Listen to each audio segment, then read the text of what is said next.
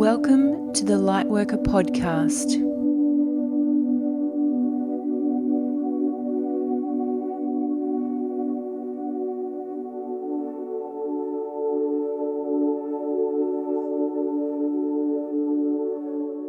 Today's episode is chatting with Simone Andrews, the Connector, guiding women to reclaim their inner connection through transformative power of self-love and self-care.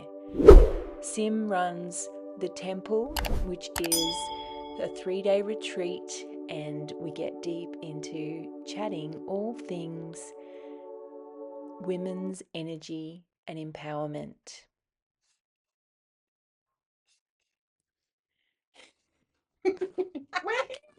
We're here.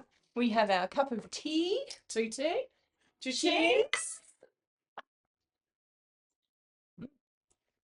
Yes. Actually, I probably need to get Tara's tea. I think that might be fun. I've got that upstairs. I didn't even think about that. Oh, we'll do that next time. All the things. Welcome to the podcast. Thank you. Thanks for having me. So I normally just get in and we just start chitty chattering because the intros and all the rest of it. Hi everyone, here we are. It just, I don't know, it's not real for me. I like the realness of just getting two people on a couch and just seeing what comes up. So, Sim, I would really love to know a little bit more about you and what got you on your journey to women's embodiment retreats. What was your, and look, there might be, a string of moments together, but when did it start for you, this spiritual path? When did you begin your journey? And I didn't prep her, so she had no idea I was going to ask that. Well, I would love to, thank you for having me. I would love to start with connecting us actually, Nat, and having a present moment that we can actually be here together in this chat. Like I find that Let's do us it. as women tend to jump in, and I went straight to my head then and I was like, no, I want to energetically connect us together is something which started us. So I'd love to place our hands on our heart and hands on our womb. And let's just be in this space, and all of you do it with us. Be with us on this conversation, and I invite us all to take a nice deep breath in and just holding it at the top for a few, and then slowly releasing that breath out to allow us to be present in this space today. I am really excited to be able to be in this experience with you. So taking in another nice deep breath together, inviting our hearts and our energetic fields to be together in this experience and come from heart. And I invite the energy to now fall down to our feet as we place ourselves right, allowing all that golden energy down, down, down, until we find the center of the earth where we feel deeply connected. Just taking a moment to be here, knowing that our path is exactly where it's meant to be, and we are in the space we're meant to be right now. And with a nice deep breath, calling that back up into your chest, all the way up into your heart space. And I'm now inviting my heart to be open, to be able to just deliver what's on my heart today, connecting you and I, Nat, in this energetic connection that we're forming, allowing the sovereign words and of being of who we are to just unite as a connected being as we push this energy up throughout the top of our heads, shooting it up through all the rounds, connecting into our soul star.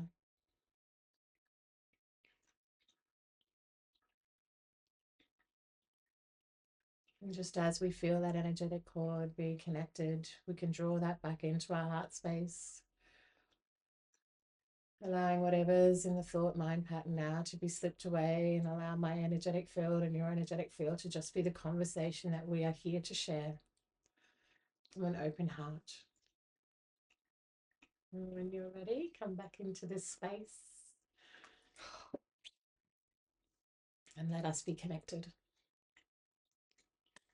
Well, it is you, isn't it? The connector. Yes. Yes. And I think that's what came to me was I just love human beings and I love connecting people back to who their true essence is. So connecting them and being in a space and being present with this moment.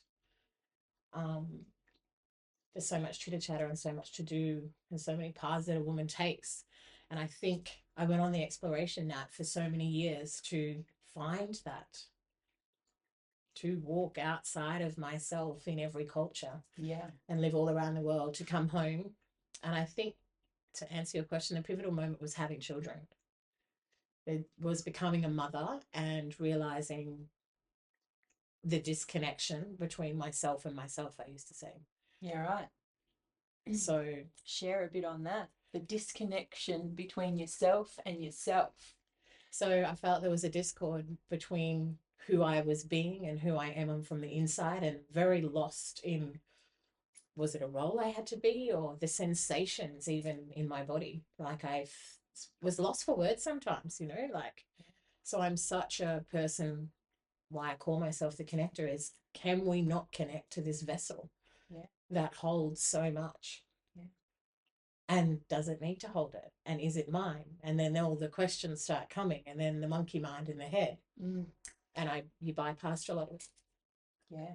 So becoming a mother and then looking at this child, and I was like, okay, I really don't know what to do with you if I don't even know what to do with myself. And I just want to add in there that I'm pretty sure that is exactly how every woman feels when they finally actually are able to have that baby in their arms. Yeah. Because all the anticipation in the lead up of, having, if you're fortunate enough to be able to get pregnant and then having to carry that baby for 9 months, correct, you have all the mind telling you all these ideals about how things are all going to be, and all the preparation of how you're going to birth this new life form. And then there's a moment that happens to you, or it did to me as well. I feel very connected to this. There's a moment that happens when you are given the baby for the first time to hold, and you look down at them, and all of that comes rushing up. Absolutely. All the insecurities, all the mind just blasts you with the responsibility. Yeah. Because now, how am I going to survive? Your life is different. Yeah. And you didn't appreciate what you had until you didn't have it. Yeah. And now it's gone. And what I mean by that is that you weren't responsible for anyone else except for yourself. Correct. You weren't tied to anybody else except for yourself. And now, forever, yeah, you are now tied to another living, breathing being who relies on you particularly in those early years, to be able to survive. Without you, they won't survive. Correct. So talk to that, Sim. So it was about, the key thing for me then was, okay, if this is the path I'm taking, I'm finally going to make no excuses, but I need to find myself. Who am I, and who do I be now?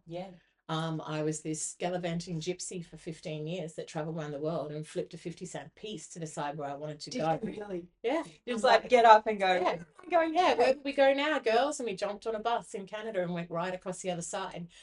That was not the stability and safety that I could do with a child. Admittedly, yes, I've taken my children traveling a lot and did a lot of experience with just one child. But the more that I began to look at this baby girl, I was like, and a girl, and being able to envision everything, all the walls of life started to come down. Yeah. And it was like, okay, and how do I feel in this moment? And how was I in this moment? And what was I like when I was a child? So I think, as I like to say, you start unraveling the backpack of, okay, am I going to be that mum that's a helicopter mum, or who am I? Or, everyone gets to say what they want to say. But in those quiet moments when you're sitting there at 2 a.m. breastfeeding this child, Yeah. I think more than anything, I was awake to myself. I've got a being that I'm feeding, and I was like, okay, how can I be in the world for me? And then there was the monkey mind of, that's selfish. Why are you thinking about yourself? And I just came to the fact that I would sit and talk to Lily and say, look, babe, I don't know what's going on here with you, but here's what's going on with me. And Yes. I'm going to work through this. I don't know what it is. Yeah. And that's when I truly thought, oh my God, that's why I traveled the world for 15 years, to find myself. And here in this moment, in these quiet moments, is the disconnect that I had to my body and to sensation, to thoughts, and to things that I carried. Like, why do we have to carry so much? Why am I carrying this? Well, you probably didn't even know you were. No. Well, I carried a backpack that could never carry, but I was, Yeah, yeah. and I was like, cool. The logic, as they might say in the mind, but yeah, and it was I started walking into the world, and, my intuition was online then, right? Yeah. I didn't run away from those thoughts. And I've always been a truth seeker and always had to take the shoe out of my mouth, as you would say, many times, from being that truth seeker, or calling people's BS, or people ask me a question, maybe they weren't ready for the truth either, Nat.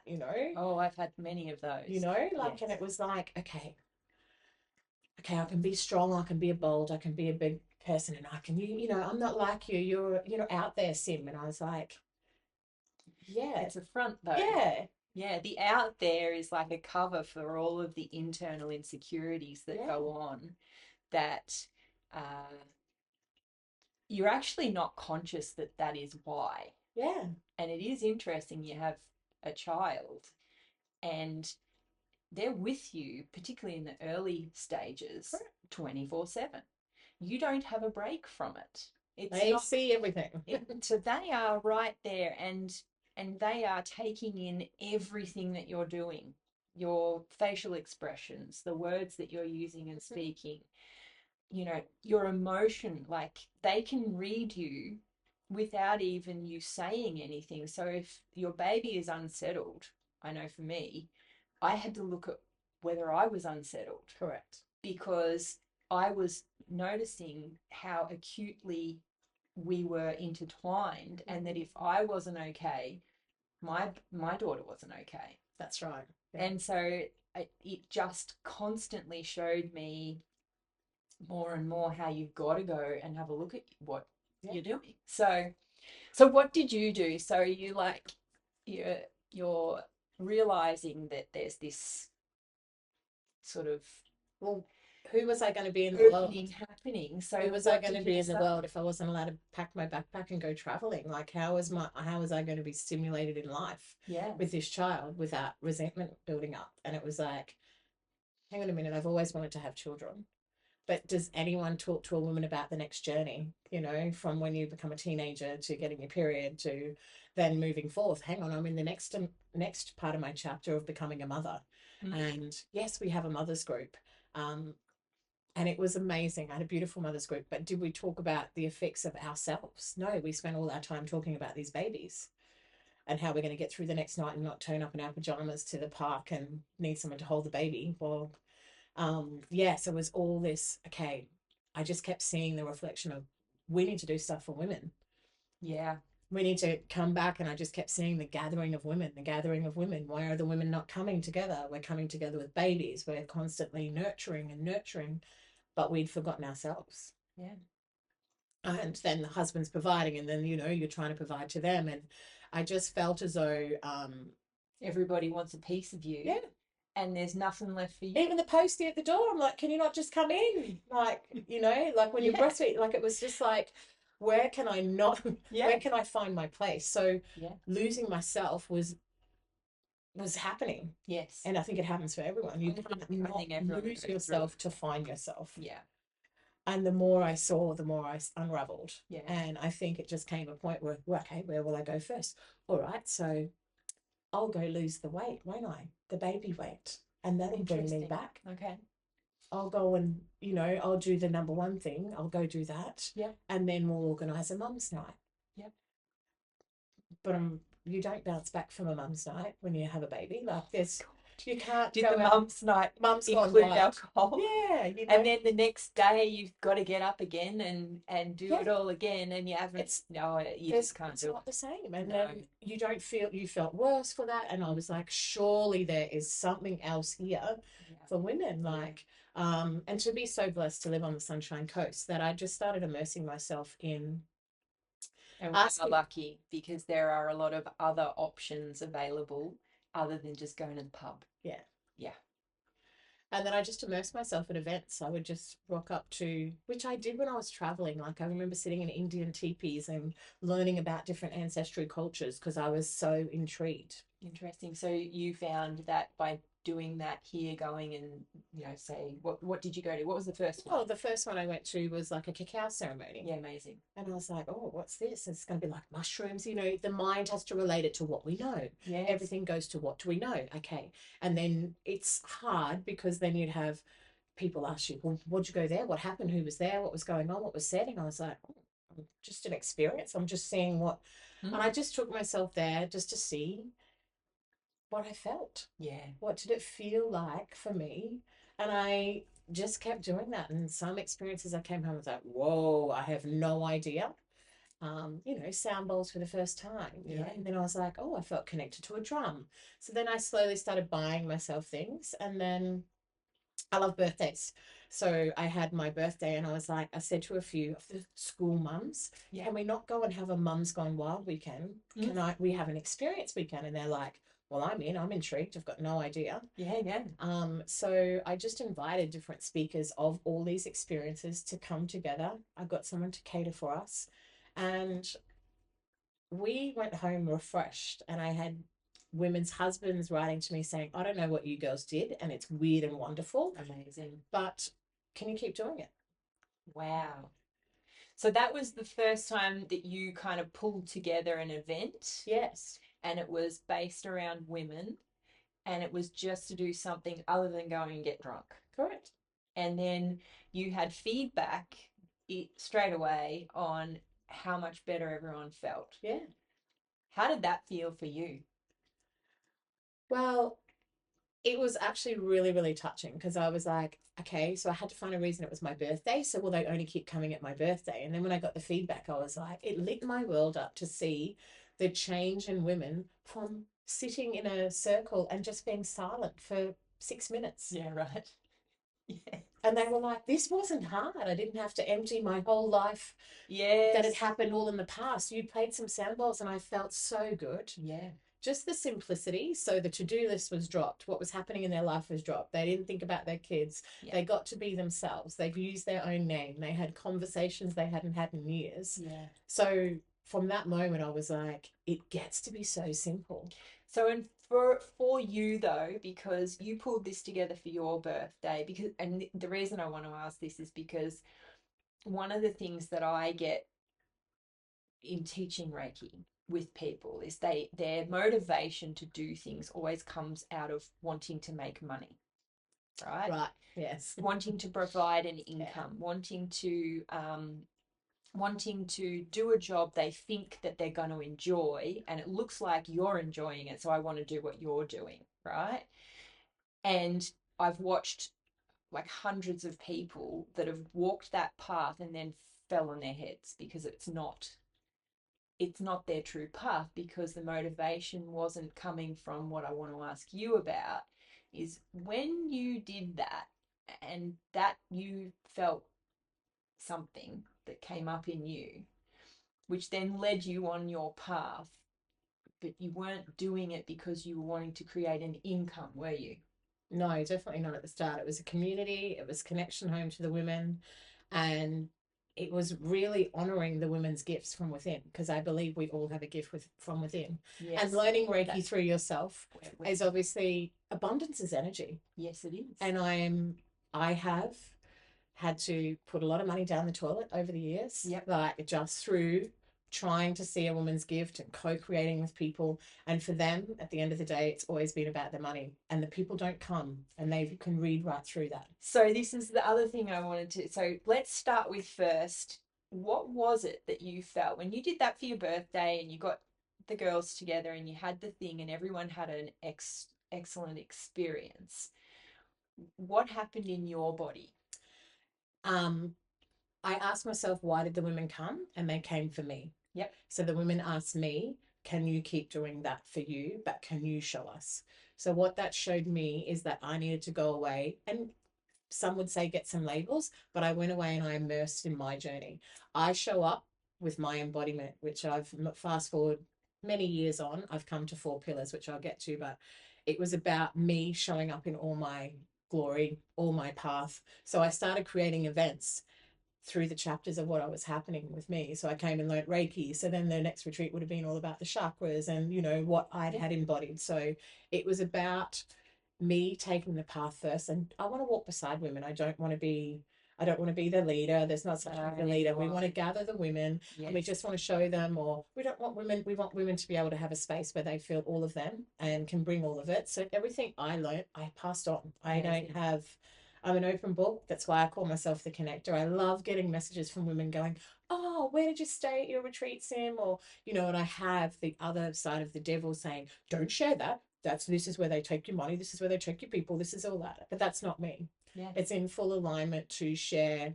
We've all got a different gift, and we've all got something within us to gift to the world. And the minute that you start distracting yourself from what the should be's and you should do this and what Instagram says and what it never has worked out. So you followed the call, you've listened to the internal whispers and the external whispers, so the invitation that is coming to you from your external world, but then knowing within you, okay, I need to go and do this first. Correct. And then you go and do that thing, and then that then creates the next. Yeah, and to talk into a context with it as well too. Like I always get a feedback form from any event that I run, just to know what shifted in women and know what lit up their world, and know, whether they're in alignment with me too, because I have a lot of women that come to my events and retreats that outgrow them, that I can't wait to go and expand, and which is myself as well. And what events and retreats I go to, I don't necessarily bring that work into my events either. And what I have found, like I'm certified to do womb work, but it doesn't light me up. It's not my path. So although I love being in that path and receiving that, so when I do it at my retreats, I get someone to come in and do it. Yeah. That's lit up their world, because that's being the authentic self that I am being. I don't need to use every single qualification that I've got or embodiment. I have to be the embodiment of what I am. Yes. So and you hold the space. I would like you call yourself the connector, but the thing I witness you do is you hold the energy of a room and you observe what's happening in the energy in all of the people in that room and the exchanges that are happening. And that in itself is something that some of us can just do on autopilot, which it seems effortless to other people when they're watching it. It can be effortless for us, but sometimes it's not. Yeah. Sometimes it requires a lot of your own personal insight to make sure that you don't listen to that devil that's in your head, and that you remain in your heart so that you can hold that for other people. Absolutely. Give me a group any day now. Yeah. I've said that. Like everyone's like, can you do one-on-one and I work with you? I'm like, give me a group any day. Yeah. Because I love seeing the women ignite each other, and you feel safer, or even just witnessing someone else in their journey, you're like, wow, and there's a remembrance that comes, and it just a domino effect that starts to come from it all. Yeah, because when you bring a group together, you all trigger each other. Absolutely. And some people can handle it, other people can't. And it does come down to the facilitator that is able to hold that and keep everything on track. Absolutely. And things do happen. Things do happen. All and the time. Sometimes what looks like it's messy is actually a gift. Absolutely.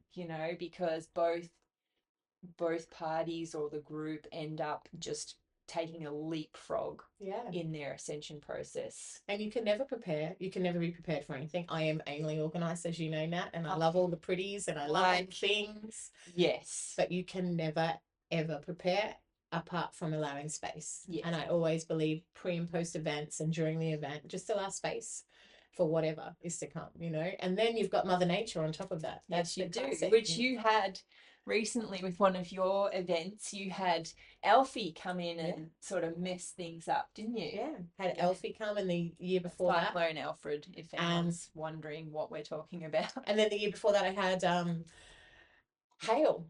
Oh, really? Everyone was driving to retreat, and every single woman that came got hail damage to their car. They pulled up and torrential sideways rain, and the retreat space had a hole in it and water coming through. Someone said, "Is this a water fountain?" I was like, "No."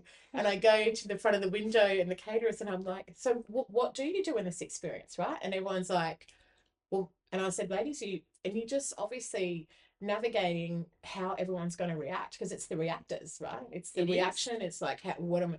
And all these women had traveled, and they just said, "Can I just call my husband or just check in?" But I'm not going anywhere. We're at retreat. And I was like, "This is awesome, ladies. Well, at least we cleared some stuff out now. Let's get started." And Yeah. it's just a different depth to that retreat. Yeah. And I just love how Mother Earth gets involved in the Every time. women's business. Every time. Right? And because one of the things that I have observed over the years is this big push to keep women separate from the cycles of Earth. Mm. Right? They've demonized periods. They've Absolutely. made, you know, like the process of getting pregnant has gotten very clinical. Correct. Right? And most people don't know much about their the sensual bodies. side of the woman. Has anyone even looked at their bodies? All of that. And so it's like, it's almost as if now and because that's happened to you a couple of times with your retreats, when you're bringing women together, it's sort of, if you can see the humor in it, because it's not funny at the time. But absolutely not. But if you can see the humor in it, it's like Mother Earth is just saying, hey guys, pay attention. Yeah. Get here in the present moment. Be in your body. Be with what is. Start looking at yourself. And it's Start paying attention here. Don't worry about the shiny objects out there. Because when you sit in that circle after that moment, we sat down and everybody that shared was bringing forth. I was like, well, no wonder the Mother Earth, she rumbled and she threw some hail at us, because we all came with very similar shares of a depth of where we truly didn't listen. Yeah. There was so many aha moments. Oh, yes. And reminders and remembrance. So, yeah, I love giving the simplicity in women that it's right there. Yeah. And if you're not going to listen, you're going to be shown how. You can listen to the whispers or you can have the sledgehammer. Yeah. And yes, I know for me, I had the sledgehammer effect for a lot of years until I realized I got to be here. Yeah.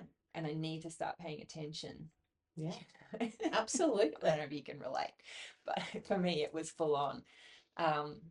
So you've been following this heart-led path now, because this is a passion for you, bringing women, connecting them, bringing them into these retreat spaces. And you have had some tumultuous times when you've been trying to work in like co-creation with people. Correct. Yeah. And it's interesting because, you know, we are moving towards a world where we are going to be working in co-creation with people more. This is where we're headed, but we're in like this weird, funky stage at the moment where you really want to be working in co-creation with people, but sometimes the energy isn't quite right, or the energy's off, or the exchange isn't quite right. We haven't found that sweet spot just yet, you know, and we're working through all the kinks. Absolutely. And you mentioned that it's cost you money. It's not been easy. Yeah. It's not been easy. So, in that space for you, like, what have you been doing for yourself, for your own personal working through that? You know, because I just keep coming back to heart, and I've got to trust that I'm doing the goodness for the for myself and for that other person or the co-creation, that I can only keep stepping forth. I don't want to disassociate and not bring us back together. Yeah. And I've got to meet people at the capacity of where they are. Yeah. So, excuse my language, but shit's going to happen. Yeah, it does. And shit's going to get real. And we, you know, you can agree with a human being that, yes, we'll be fine. We might have glitches. We might do things. But I watch too many people run. Yeah. I watch too many people give up on marriages too easily without actually doing the work from both perspectives. Yeah.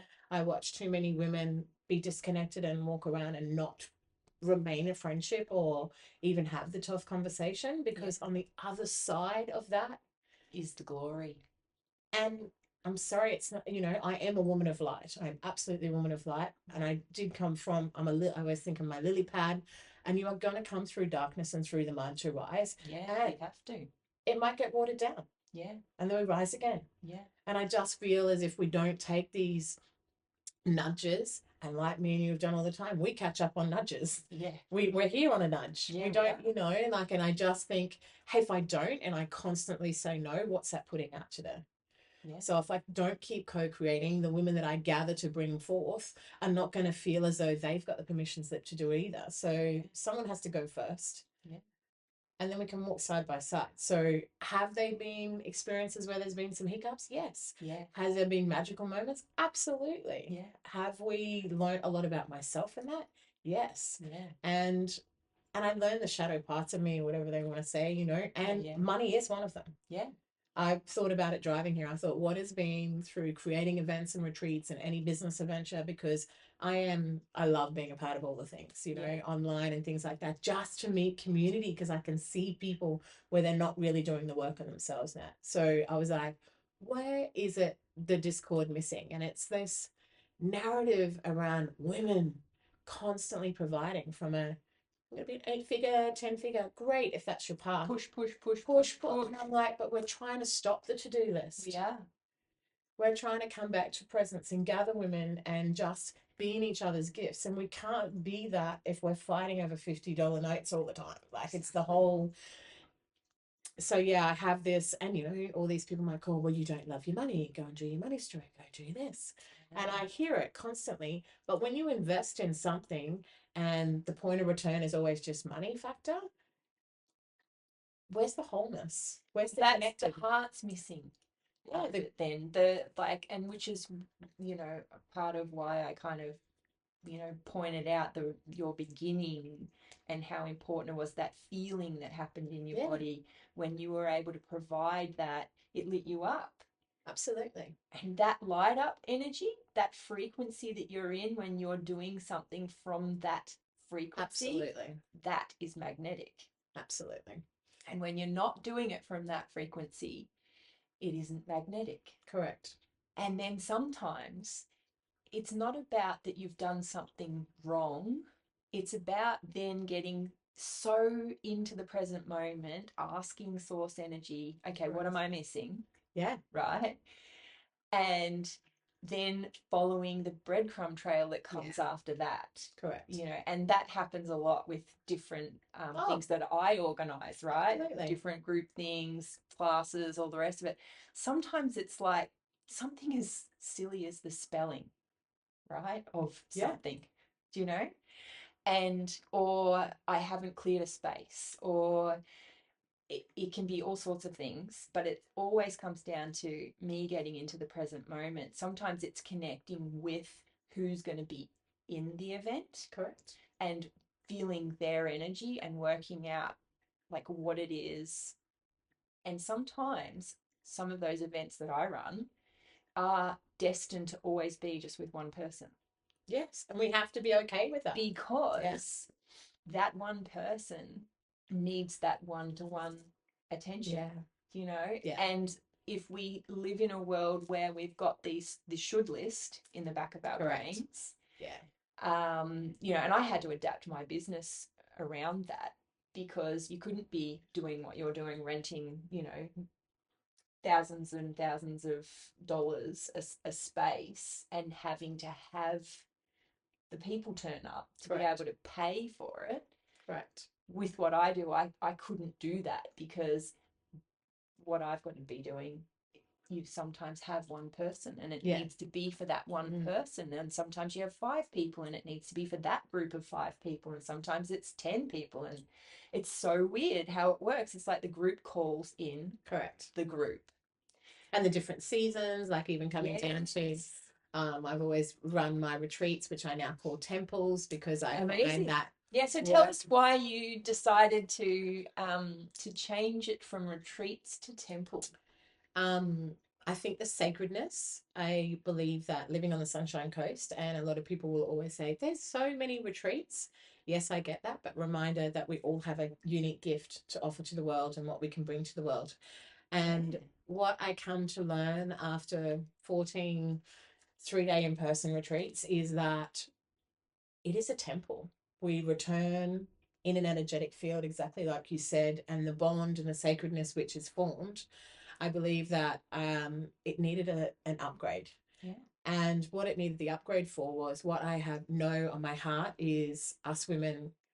Some of us will find it hard to commit to that 3 days. So the event starts when you commit to saying yes to something. Yes. It's that whole motion, and then everything starts to unravel when the universe says, oh, you've committed to this. Let me show you what is coming for you. Yeah. Or not, or is, or be. It gets to be all. And then leading up to the event. And then after what I called Retreats Now Temple, I found that the women gathered, we had tools, we had an experience, we had a connection. And within 12 to 14 days afterwards, that can subside. And where do we go from there? Where is the support? Where is that energetic bond? So I want to continue the temple. So my offering. So what does that look like?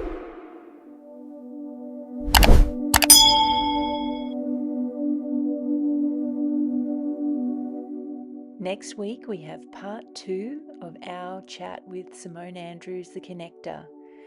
Find out some more about the temple and what that looks like.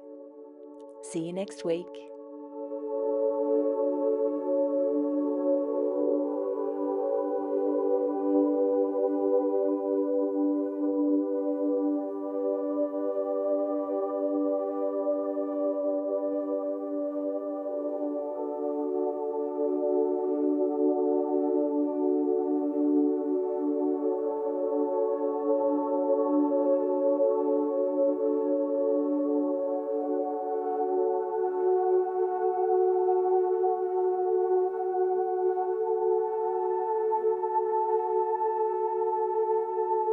The content found within these podcasts are not intended to diagnose, treat, cure, or prevent disease. Nothing on this website is intended to diagnose, treat, or cure any physical or medical conditions. If you have any physical or medical conditions, you should seek the advice of your medical professional immediately.